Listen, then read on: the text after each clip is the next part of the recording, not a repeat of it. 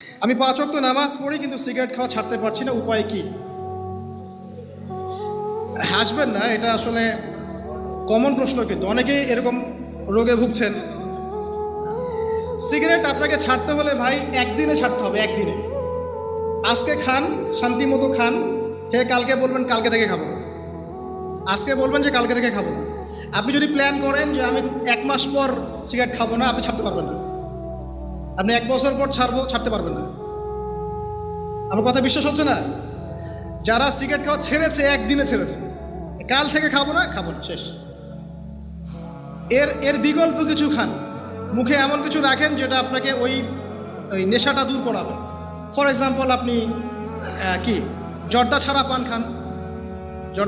খান, যদি খেতেই চান কিছু, আপনি চকলেট খান অথবা কালিজিরা খান, কিছু একটা মুখে দেন যেটা দিয়ে আপনি আপনার ওই এটা পূরণ করবেন।